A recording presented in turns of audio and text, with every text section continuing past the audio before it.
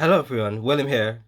Since the World Championships in Anaheim is currently going on, I think now is as good as time as ever to finally get around to talking about when I went to Pokemon Worlds in 2022, and that was in London. It was right after COVID. In fact, when I went, you still had to wear a mask to get into the venue, which was kind of understandable. I guess Pokemon Company didn't want any kind of outbreak with a bunch of kids around, which is why they're still playing it pretty safe. In the end, I went for 2 days. I had went on, I think it was a Friday and a Sunday. Well, overall, I would say the event was really good for what it was. I remember it's really is a difference when you get to see some games in person. I remember seeing a match between Pablo Meza, who's one of my favorite players since he's a more of an old school player, and Isaiah Brandner. Pablo was playing the Reggie deck, and I think Isaiah was playing some kind of Inteleon. I can't remember if it was Palkia. Yeah, Palkia is water. I think it was what that was the decks. It was a tie, but if you ever watched the game, to me it was really cool how it played out. So it was that being able to see some games in person, which was really nice.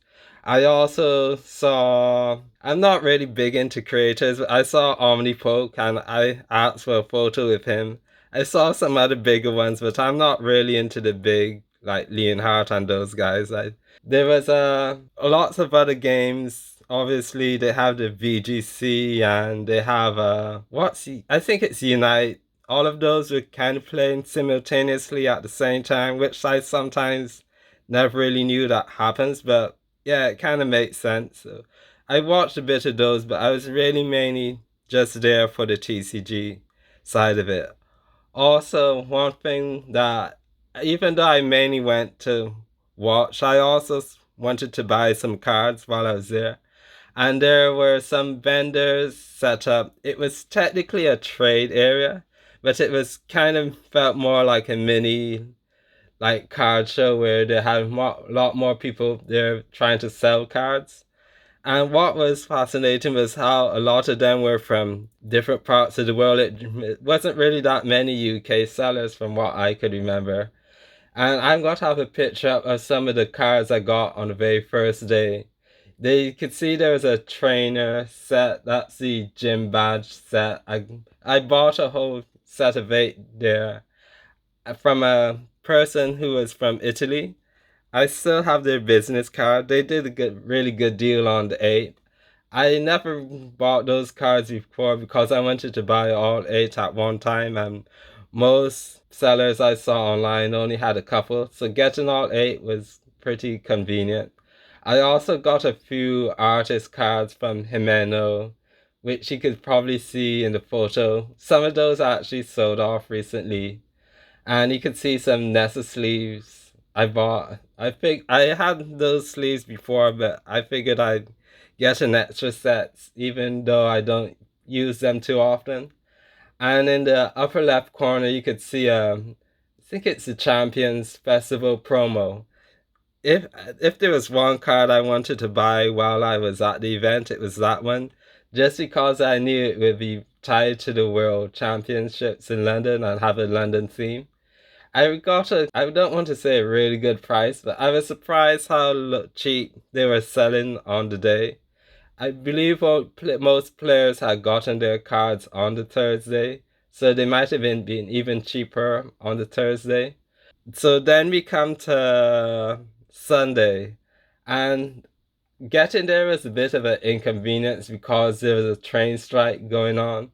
So I didn't stay that long. I wanted to watch up until possibly seeing the Masters finals, but because had work the next day and there's going to obviously be a bit of a rush when everything ended, I figured I'd better leave early. So I didn't get to watch the Masters play out, but I did. I think I saw maybe one of the seniors, or was it the juniors? Might have been the seniors play.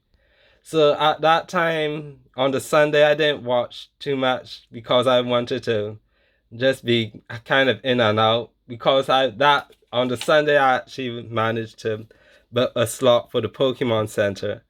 And one thing, it's just me, but I have to say, I don't want to say it's overrated, but overall, the Pokemon Center, it's nice and all, but to me, it kind of be, for me, I think it's kind of overblown or overhyped in what you could buy there. Maybe it depends on what you want, but in the end, if you could see my receipt, I just got a dice set and I got a flat cap, which I'm not sure why I bought the flat cap because to me, when I wear it, it makes me look really old for some reason.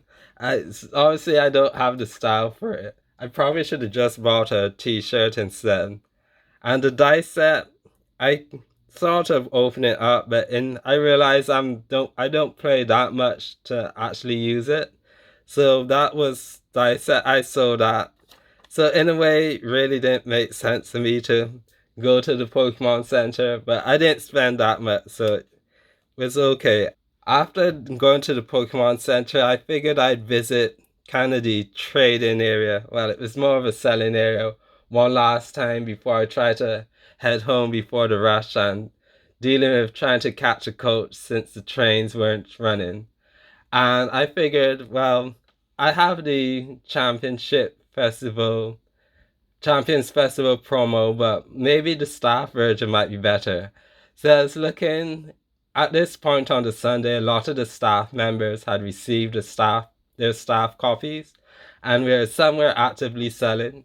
I should have some pictures up of some photos. You could see like what people were selling at the time. And it's interesting to look back at. I didn't take too many pictures because I didn't want to have like a camera in anyone's face. But you could see I have at least one of the Munch Scream Eevee for I think it was £90, which is really cheap. Well, I don't want to say cheap, but compared to the prices now, you could see it's much higher. I wonder what that Gold Star Flareon goes for. I'm not really into Gold Stars, so I don't really check that. I see a McDonald's Pikachu in a 10. And think that's the Ultra Prism Lily for 120. I wonder what the condition on that was. Anyway, so I did pick up another Star promo and also another Champion Special promo, which in some way was a bit greedy, but as you could see in the pictures, it wasn't that difficult to buy cars like this. It wasn't as how it is now, where it's sometimes hard to get supplies on these cards. So I figured I'd buy those three, and I'll keep at least one and maybe sell the other two to recoup my costs later. What else I wanted to say? So yeah, that was basically my time at Worlds. I was glad to go, but in the end, it's not really an event. If Worlds was in London again for 2023 or another European country, I probably would have gone. I'm glad I had the experience, but it's not something I feel I need to go to every year.